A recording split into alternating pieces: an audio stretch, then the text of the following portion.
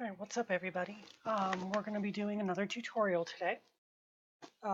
This time we are going to be doing the basics of a mono red deck. We're going to be doing both budget and a more idealized version. So that way when you finish your budget deck and you want to start upgrading, you've got some plans for where to go.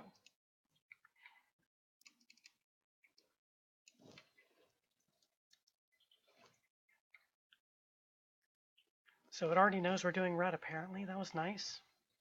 Actually, let's pick Chandra. Chandra's pretty badass. So I'm going to go ahead and tuck this away over here, because we're not going to worry about the commander.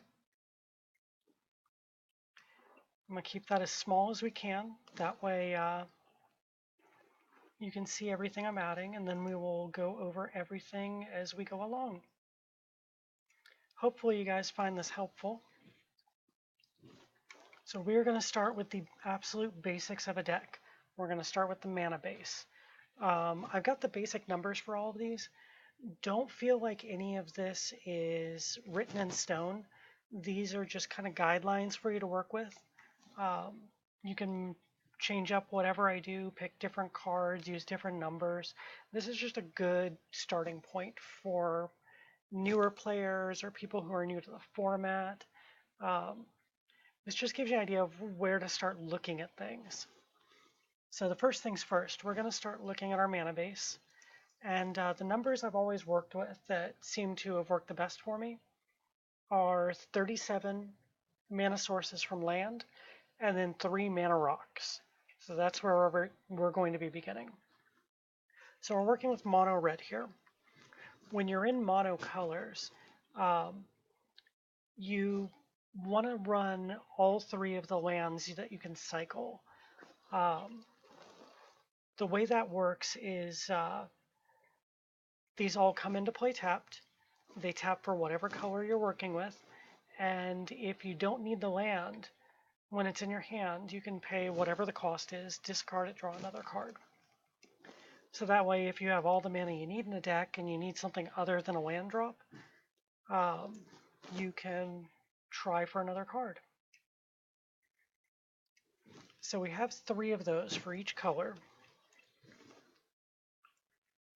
For red, you've got Forgotten Cave, which cycles for a red, Smoldering Crater, which cycles for 2 colorless, and Desert of the Fervent, which cycles for a red and 1.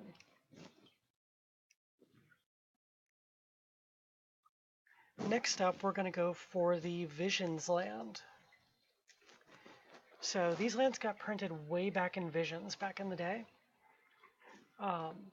They were reprinted in, I think, Commander 2014. Sometimes I get those logos backwards. I only really run them in budget builds. The way they work is they come into play tapped. You have to return an untapped mountain to your hand when it comes into play, and it taps for a red and a colorless. They're a little bit slow on how long they take to really get going, but if you miss a land drop, this card functions as an extra land. It'll produce 1 extra mana, so it's kind of like you didn't miss your land drop. I find these to be really, really useful when you're working with the more budget-friendly build. So we're going to throw Dormant Volcano in here. Next one is the Man Land for red. So lands that turn into creatures are pretty damn useful. They all come into play tapped. This one's going to tap for a red, or you can pay a red and 1, and it's going to become a 2/1 warrior creature with first strike until end of turn. These creatures are immune to pretty much every board wipe. They're immune to sorcery speed removal. They're just a nice creature to have in an emergency. So Get to Encampment stays in. Now here's a card that most people don't really think of. Handmere Battlements. You don't have to play the Garrison for this. There's nothing saying you have to flip this card over. It comes in untapped, taps for colorless, or you can pay a red and tap it to give a creature haste until end of turn. This is really good late game when you draw a creature and you really need it to attack right away. So you can just play your creature, then pay an extra red in this land, and all of a sudden your creature can attack or use an ability the second you play it. It's actually really, really useful. So many people think you have to run this card at the same time. You really don't. You can make it good just by itself. Our next one is Spinerock Knoll, the Hideaway land. So Hideaway lands come into play tapped, and then tap for whatever color they are. And when it comes in, you take the top 4 cards of your deck, pick one of them, and put it underneath it. Then if you meet the condition, you can pay a single mana and tap this land to play that card from under it for free. Now I'll give you a warning on this.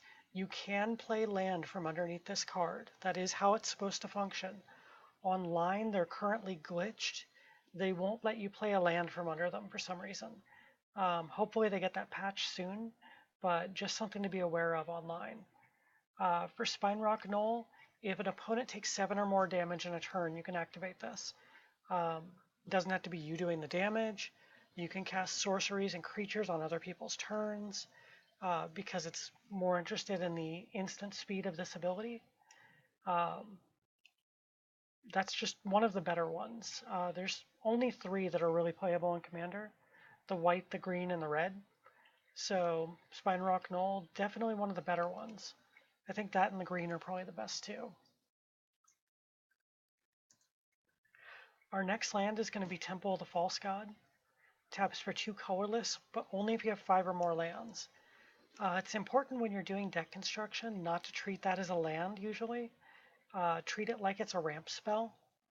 I've already factored in for it with the build we're going to be doing here, but if you treat it like a land, those first few turns of the game, if that's one of your only 4 land, it's going to do nothing.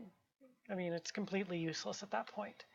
So you've got to treat it like a ramp spell that's going to cost 4 mana to play, because you need it to be a 5th land. You can't play it before that.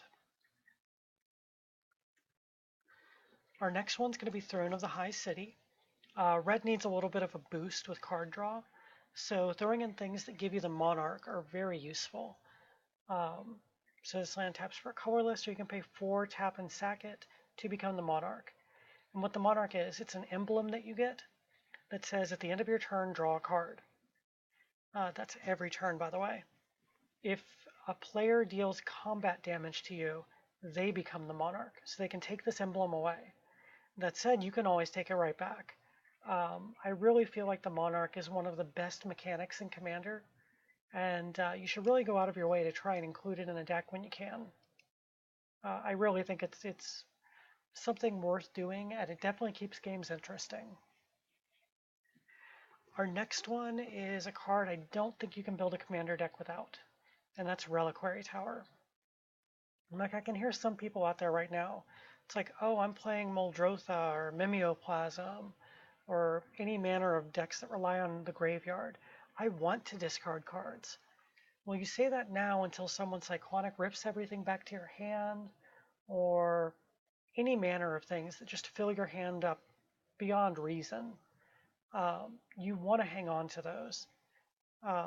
All the years I've been playing Commander now, almost, I believe, around 10 years since the format first started, I've only made 1 deck in all those years that didn't want a Reliquary Tower. So please trust me when I say you really need to be playing that card. Like, I cannot... There are 2 cards that should be in every single deck, and it's Reliquary Tower and Sol Ring. Just... There's, of course, exceptions, but they're almost non-existent on those 2. Our next land is a nice functional land, Rogue's Passage. Pretty much all the red commanders want to attack, and this card is going to make sure they're unblockable. So they're going to get through to deal their damage. I feel like that weird noise when I blow up a card is getting too loud. I'm going to mute my computer. Let me know in the comments if that's an issue. Now, every deck should run 2 strip lands. What a strip land is, It was named after Strip Mine, the very first card that did this effect, and still probably the best. They're lands that can destroy other lands. Whether we're talking super expensive ones like Gaia's Cradle, Tabernacle, Maze of Ith, um, or we're talking some of the new, like the flip lands from Ixalan, like Itlamok, or oh god, whatever the blue one's called. I can't think of the name right now. You need to get rid of those because in a lot of games they're going to generate so much value that you need to be able to deal with it. So our first budget option to that is Ghost Quarter. Taps for colorless, or you can tap and sack it to destroy a land, and its controller gets to search their deck for a new basic land and put it onto the battlefield. It's a small price to pay to get rid of that stupidly powerful land. And thankfully Ghost Quarter is still nice and cheap, so it's definitely one of the ones to go with on a budget build. Our next one for red, normally I go with a different one for the other colors, but red has an option in color. It's new Memorial, the Memorial to War. Enters tapped and taps for a red, so that's already better than the other option I normally go with. And you can pay a red and 4, tap and sack it to destroy a land. They don't get anything back, they don't have any restrictions, you just pay mana, sack it, destroy that land. So Memorial to War is definitely a great option. I wish the other colors had something that good. And then after that, we're going to fill the rest in with basics. You always want to include as many as you can here. This time we are going with 24. So this is our 37 land part of the mana base. We have Desert of the Fervent, Dormant Volcano, Forgotten Cave, Get To Encampment, Ghost Quarter, Handweir Battlements, Memorial to War, Reliquary Tower, Rogue's Passage, Smoldering Crater, Spine Rock Knoll, Temple of the False God, Throne of the High City, and then 24 basic mountains. Now we need our 3 mana rocks. So for this deck, here's the one I said we all have to include on everything. It's Sol Ring.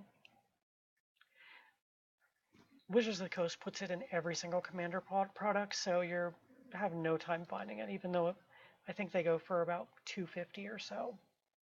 That might be the most expensive card we're doing in this budget option. Then we want one of the diamonds. These are great for the single color decks.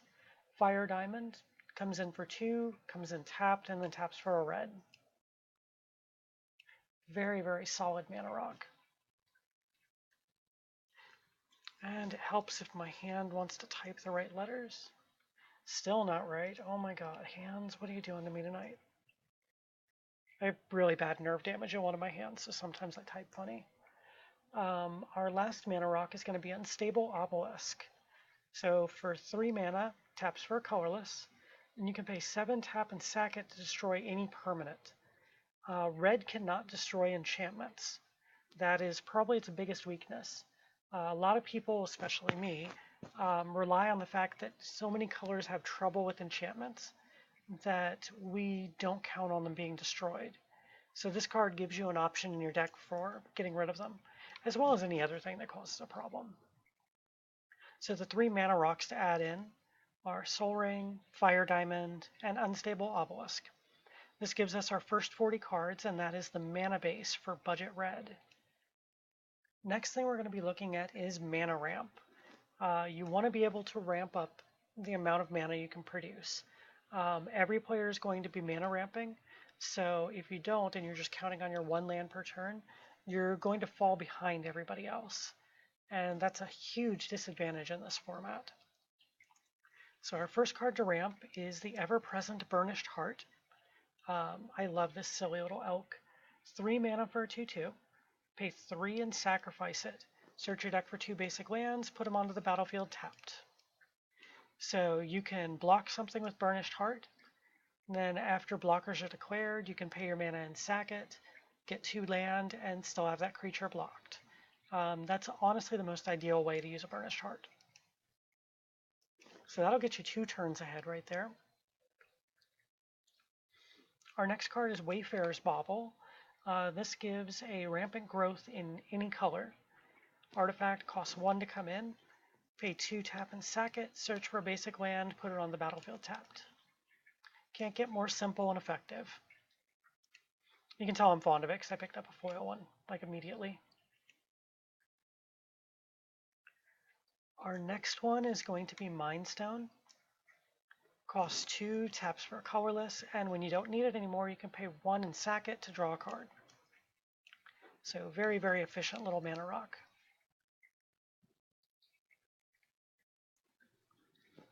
After that, we have Star Compass. 2 mana, comes in tapped, and taps for 1 mana of any color a basic land you control could produce. With 24 basics, you're going to have a mountain every game, so this will function as having an extra fire diamond in the deck.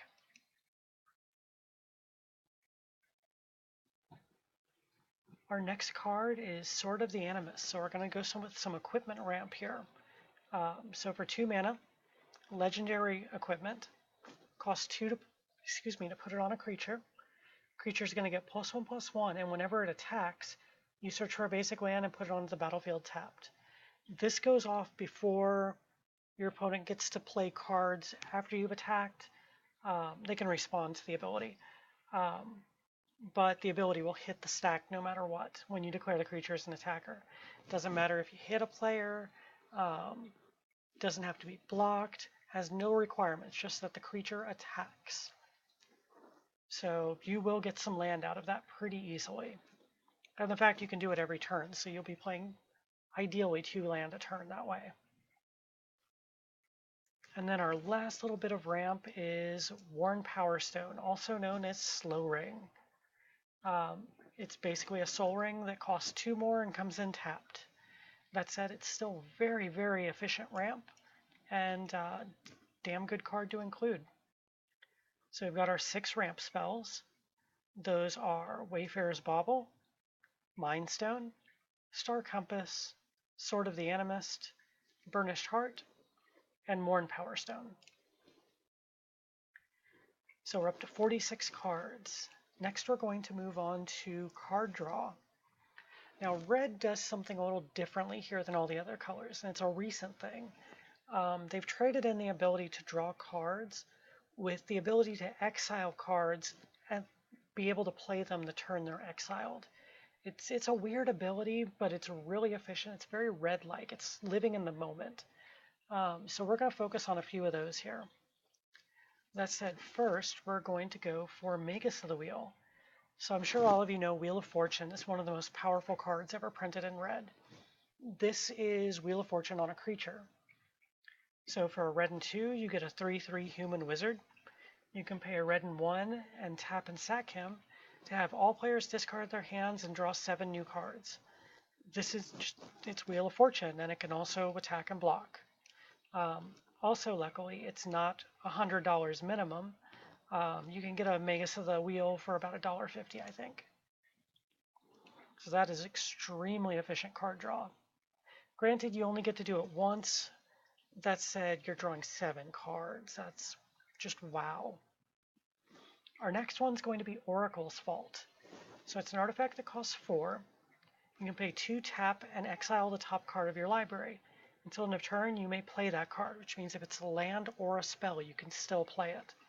You put a brick counter on Oracle's Vault. Once you have 3 brick counters on it, you can just tap it, no mana cost, exile the top card of your library, and until end of turn, you can play that card without paying its mana cost. That's just, wow, you get a free card and you get to cast it for free. Like, this card is really good and deserves to be in more decks. The only time I ever see it is comboed with a card that should be banned, which I'm not going to name in a video for beginners. I don't want anyone to get encouraged to do that kind of stuff. You can figure out what it is if you do a little Google searching, but I don't know. I don't want to encourage anyone into that. I'm really petitioning for that card to get banned. Our next one's going to be Crobat's Fury, a new one from Battle Bond. This is one of the friend-foe cycle. I think these cards are wonderful. You can give a negative effect to each of your opponents and then a positive one to yourself, or you can even give a positive one to an opponent that you want to encourage to work with you. So for each player you choose friend or foe. Each friend discards all the cards in their hand, then draws that many cards plus 1. And then it deals damage to each foe equal to the number of cards in their hand. So you can deal 5, 6, maybe a ton of damage to every opponent, and then you get to discard your whole hand and draw a brand new one and get one extra card on top of it. So this card kind of replaces itself in that sense. It functions kind of like a mini Wheel of Fortune, but that upside of dealing so much damage at the same time. It's really a winner. I'm in love with all of the friend and foe cards. I think they're definitely worth picking up for all your decks. Our next one's going to be Outpost Siege. This is an enchantment, so remember enchantments are hard to remove. For a red and 3, when you play it, you're going to try and pick cons. There are a couple situations where you might want dragons, but with cons, at the beginning of your upkeep, exile the top card of your library.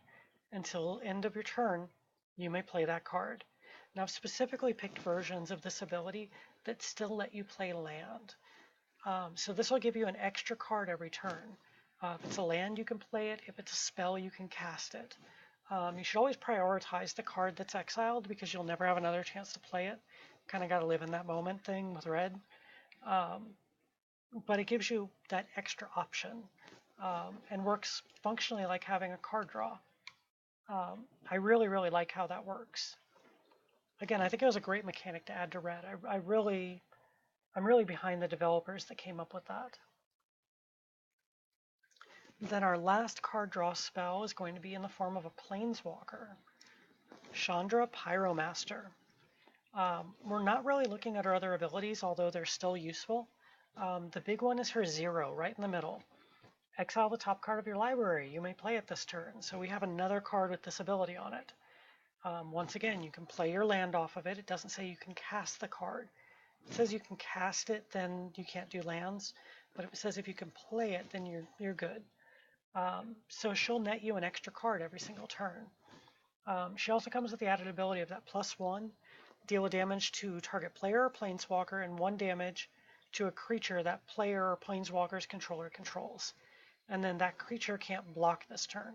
So it gets you around a blocker as well. And it can ding planeswalkers, but the main thing is it gets you around a blocker. I've never really used her -7. I really just stay focused on those top 2. And the bonus part, she's only about $2 right now, so she's worth snatching up. So that's 5 cards to get some extra card draw into the deck. Again, those cards are Magus of the Wheel, Oracle's Vault, Outpost Siege, Chandra Pyromancer, and Korvath's Fury. Next thing we need to look at is targeted removal. Now again, red doesn't do any enchantment removal. There's something cool in the new Commander set that just got spoiled yesterday that looks like it's going to help with that, but we're not going to have that until I think November. So let's not focus on that one. The first one I want to focus on is a new one out of M19. Where did you go? Here we go, Meteor Golem. So for 7 mana, you get a 3/3. When it enters the battlefield, destroy target non-land permanent and opponent controls. Here you go, enchantment removal. This will kill anything, planeswalker, creature, enchantment, artifact, everything except lands. Just really solid card. The 7 mana is really worth it.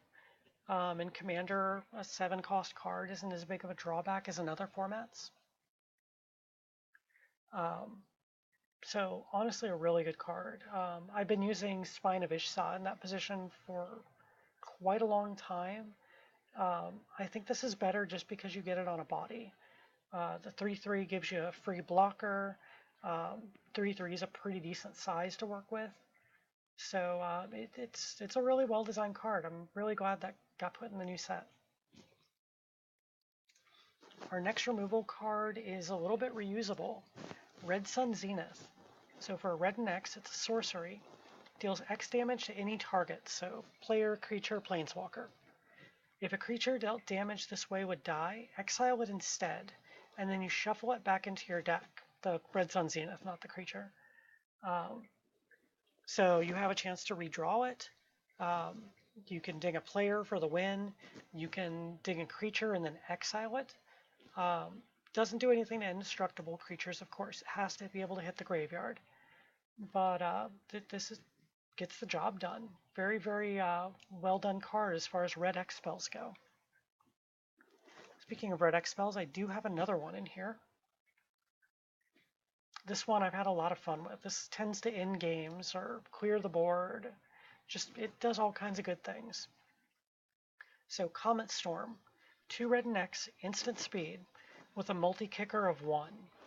Choose any target, then choose another target for each time it was kicked. Deals X damage to each of them. So say you've got 7 mana in play. You can pay 2 red and 5, deal 5 damage to a creature to get it out of here. Or you can deal 4 damage to a creature and a planeswalker. Or you can do 3 damage to a player, a creature, and a planeswalker. Really, this just has so many options. The flexibility is great on it. I'm not normally big on X spells, but those two really are efficient. You'll see the Comet Storms even in the ideal build in a little bit. Our next one is an underappreciated one. I really wish I'd see this more in Commander. Not against me, of course. But Shattering Pulse. Same casting cost and speed as Shatter. So red and 1 for an instant that destroys an artifact.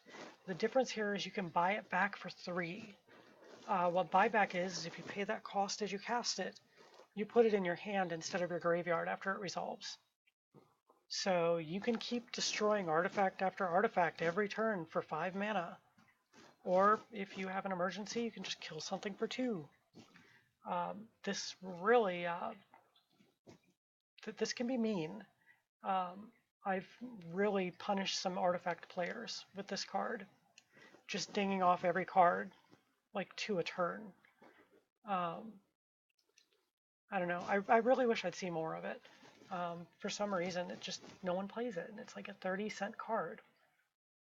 So I don't know. Most people just probably don't know it exists because Exodus was when I was in high school, and I'm pretty fucking old. Our next one is kind of an auto-include for red. It's red's best targeted removal spell. Chaos Warp. Red and 2 for an instant. The owner of target permanent shuffles it into their library, then reveals the top card of their library. If it's a permanent, they put it onto the battlefield. I know it doesn't specify it, so I'll make it clear. If it's not a permanent, it just stays on top of their deck. What's really fun with this is if someone takes control of one of your cards, you can shuffle it back into your deck and you get the auto reveal. So you take the card back from them, put it back in your deck so you can get it later, and you might get a free card out of it. Just like red, this can be really chaotic. I've accidentally Chaos Warped a Blightsteel Colossus out for someone before, and I've also had Chaos Warps that don't reveal anything. It's kind of hit and miss, but being able to remove any permanent, it's value town. It's definitely the way to go with targeted removal. Then our last targeted removal in red is going to be Into the Core. I always say we should value Exile over Destroy, because there's so many decks that can get things back from their graveyard. So for 2 red and 2 at instant speed, exile 2 target artifacts. The only drawback to this card is if there's only 1 artifact in play, or if your opponents only have 1 artifact and you have the other, you still have to target 2 things. You can't cast it without 2 targets. That said, most of the time you'll have no trouble finding 2 targets. So for our targeted removal, what we're looking at for the 6 cards, Shattering Pulse, Chaos Warp, Into the Core, Meteor Golem, Red Sun Zenith, and Comet Storm. So now we're going to move on to the last category here for the budget red. We're going to do board wipes. And I got 2 fun ones in here. We have the ever so perfect printed in alpha Nevinyrral's Disc. Fun little side story to Nevinyrral's Disc. The reason why that name is on there and you never see it anywhere else in Magic is because that was one of, I believe, the original designers or playtesters. It was one of Richard Garfield's friends who helped design this card, and it's his name backwards, Larry Nevin. Fun little fact you may not have known. But this card's been perfect since Alpha. They've printed it tons of times, so it's nice and cheap. It's about $1, but it's super efficient. 4 mana for an artifact that comes in tapped. Pay 1 and tap it. Destroy all artifacts, creatures, and enchantments. Doesn't touch planeswalkers or lands. There's your drawback. It's good that it doesn't touch lands. You won't be that person at the table that everyone hates and never invites back. But it doesn't touch planeswalkers. You may be able to work that around because you're playing them. Just something to consider. And then our second board wipe. An underappreciated card that should really see more play. Volcanic Vision. 2 red and 5 for a sorcery. Return an instant or sorcery from your graveyard to your hand. Volcanic Vision deals damage equal to that card's converted mana cost to each creature your opponents control. Then you exile Volcanic Vision. So you get a card back. Whatever that card costs, let's say you return a 4-cost card. Every creature your opponents control, not yours, just your opponents, takes 4 damage, which is probably going to clear the board. And it's one-sided. This is beautiful.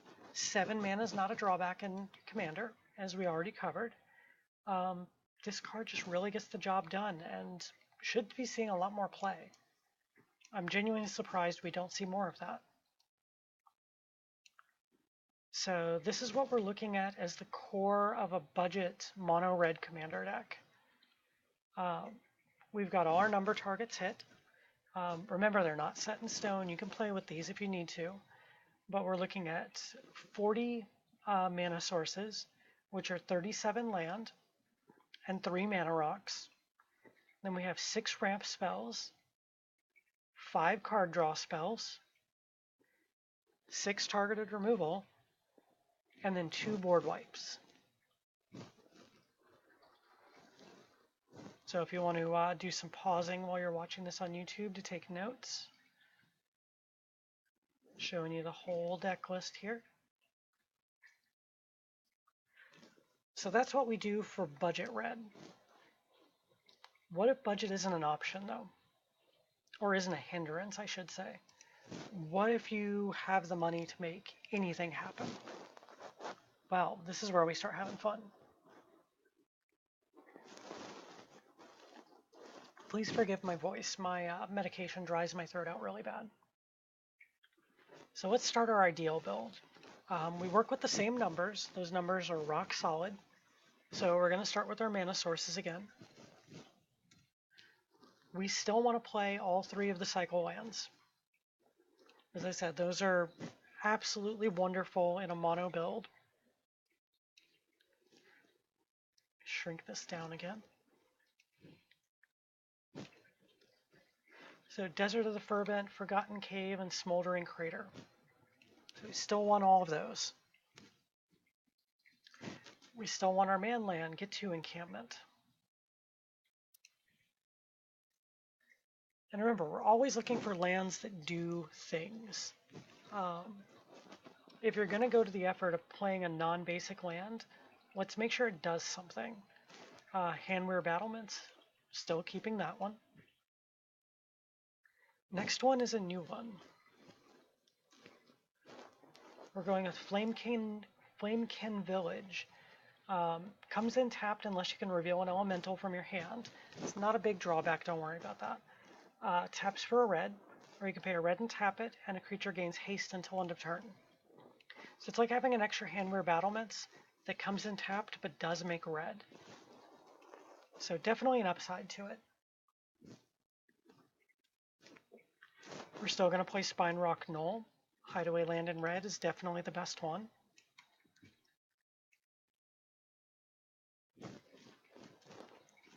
We're still playing Reliquary Tower, because we're not going to ever build a deck without that. Listen to your teacher here. Now another card we're going to be adding is Scavenger Grounds. This is a desert. Pay 2, tap and sack a desert, which is usually itself, to exile all cards from graveyards. We have a lot of decks in the format that want to keep their graveyard around. This will take care of them. There's nothing worse than getting locked under a Mirren with a Spore Frog. So when that Spore Frog hits the graveyard, make the graveyard go bye-bye. You'll thank me later.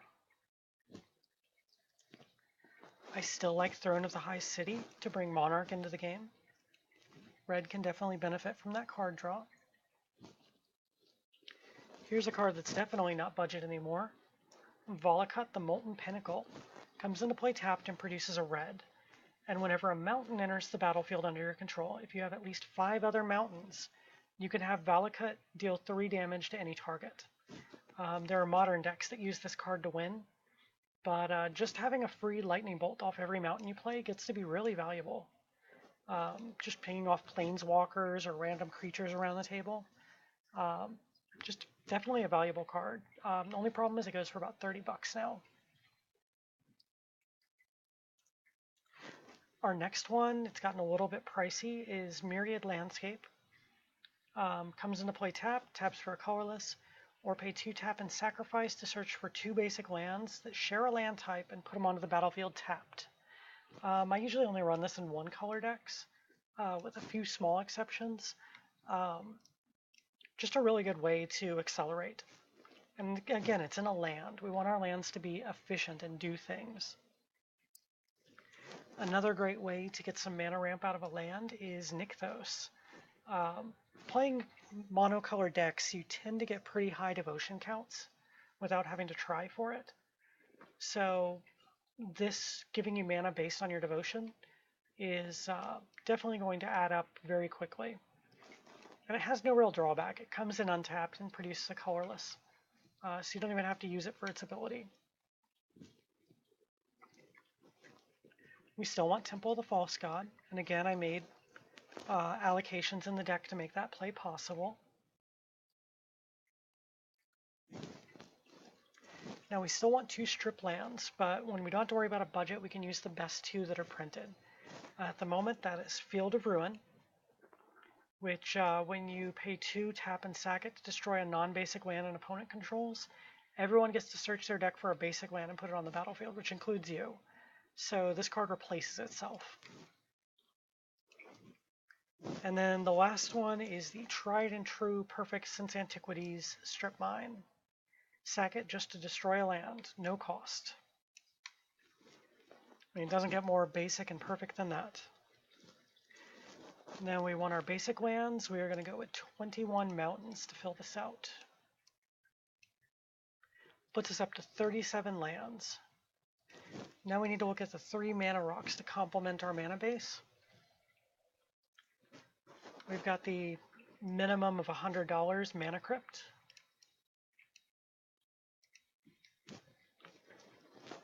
We've got the Don't Build a Deck Without One Soul Ring.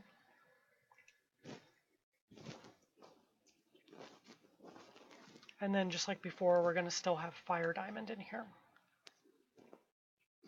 So for our 40 card mana base, we're looking at Desert of the Fervent, Field of Ruin, Flamekin Village, Forgotten Cave, Gitu Encampment, Handweir Battlements, Myriad Landscape, Nykthos Shrine to Nyx, Reliquary Tower, Scavenger Grounds, Smoldering Crater, Spine Rock Knoll, Strip Mine, Temple of the False God, Throne of the High City, Volakut, the Molten Pinnacle, Mana Crypt, Soul Ring, Fire Diamond, and then 21 basic mountains. Next thing we need to look at is the ramp. We get access to a couple of new cards here. One of them is stupid expensive in paper, but relatively affordable online. It's weird, that dichotomy. I'm glad things are cheaper online, but I don't know, it can be awkward at what's more expensive online. We're still going to use Burnished Heart. That is just an all-around beautiful, perfect card. We're still going to use Wayfarers Bauble.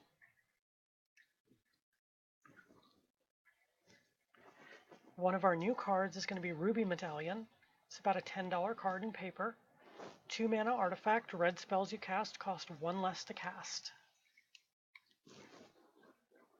So every spell you cast each turn, that's basically providing you a free mana.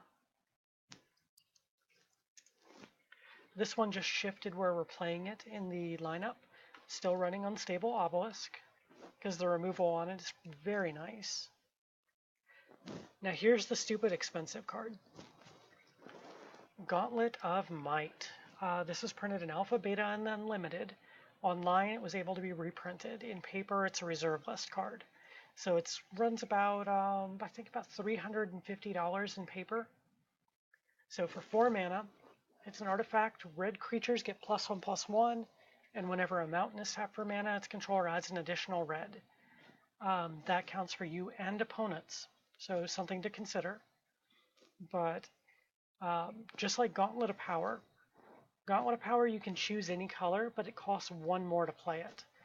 So Gauntlet of Might just does the same thing better. Since we're in red, if for some reason you're doing this in paper and you're playing this idealized version and you just can't get a Gauntlet of Might, Gauntlet of Power is just as good. The 1 extra mana is not going to change that much, but if you can get it, it definitely is better. And then our last of the 6 ramp cards is going to be Koth of the Hammer. Koth is a little weird. So Planeswalker, 2 red and 2, has 3 loyalty. His +1 is untap a mountain. It becomes a 4/4 creature until end of turn. So that can give you an extra red every turn.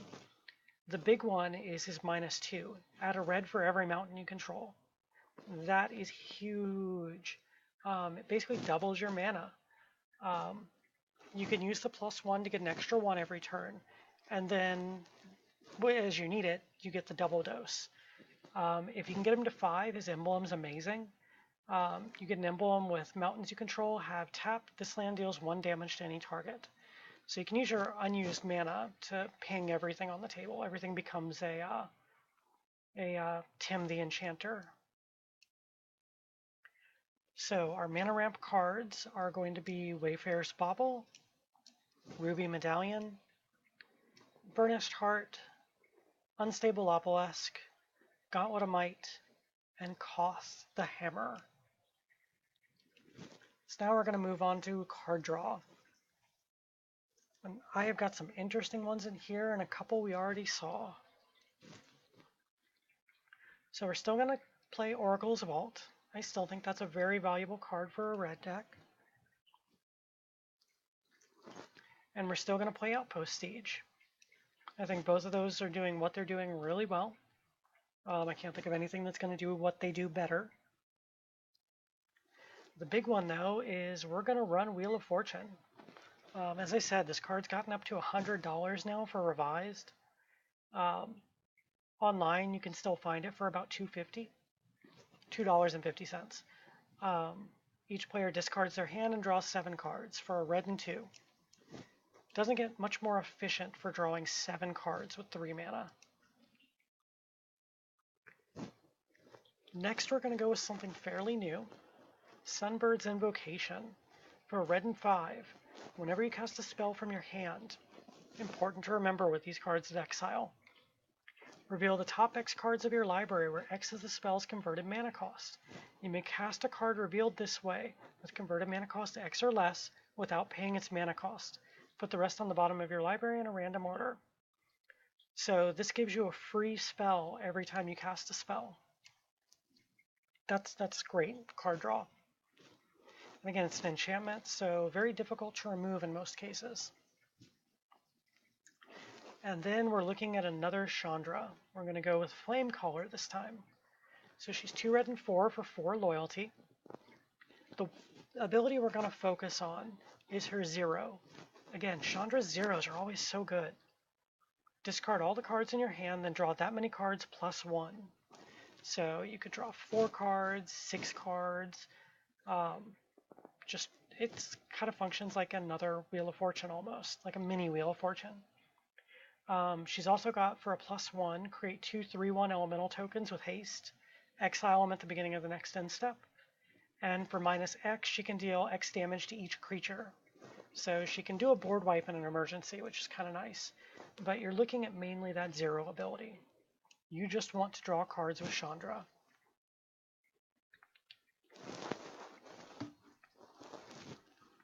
So for our 6 card draw cards we're adding, we have Wheel of Fortune, Oracle's Vault, Outpost Siege. I'm sorry, 5 cards. My apologies. 5 card draw.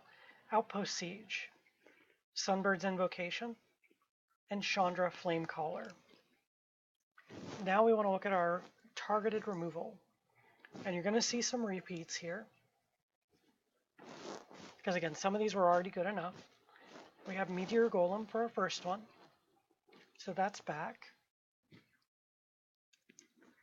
Red Sun Zenith comes back as well.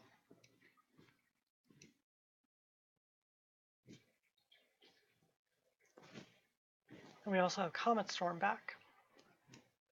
Now I'm going to be going 1 over on this spot. I think once we open up to some of these better cards, it definitely behooves us to run 1 extra card in this section. So we're going to be running 7 instead of 6. That's also called Jade couldn't find 1 more card to cut out of the list. First one's going to be Randall Blast. For a red, as a sorcery, destroy target artifact you don't control. So there's the targeted part. But it also overloads for a red and 4. When you overload it, destroy each artifact you don't control. So one-sided board wipe to kill all artifacts. Yeah, that seems very good. I've had people concede after having this card be cast. Our next one may not look like targeted removal, but bear with me for a second. Disrupt Quorum. For 2 red and 2, goad all creatures you don't control. So goad's a weird mechanic you don't see often. It was only from, I believe, the 2nd conspiracy set. What it does is, until your next turn, creatures that are goaded attack each combat if able, and attack a player other than you if able. So what this does is a table of 4 people is the other 3 players all have to attack each other. They don't get any option, all their creatures have to attack. They're going to lose creatures. Things are going to die in cross combat. They're going to start feuding with each other. There's going to be sore feelings over who they pick to attack. This is a good way to get a bunch of creatures off the board, get a player off the board. It's also given the nickname of Wrath of Goad, because a lot of times the creatures just all end up dying. Very, very, very good removal card, and it gives you a turn where you don't have to worry about being attacked usually. I say usually, there's some exceptions to it.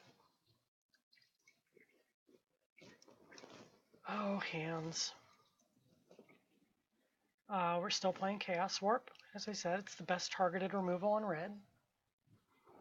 And then our last one is a really obnoxious card, but I love it.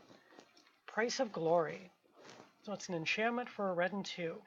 Whenever a player taps a land for mana, if it's not that player's turn, destroy that land. If you've got a table full of blue players, they're going to start thinking twice about countering a spell because they lose the land they used to counter with.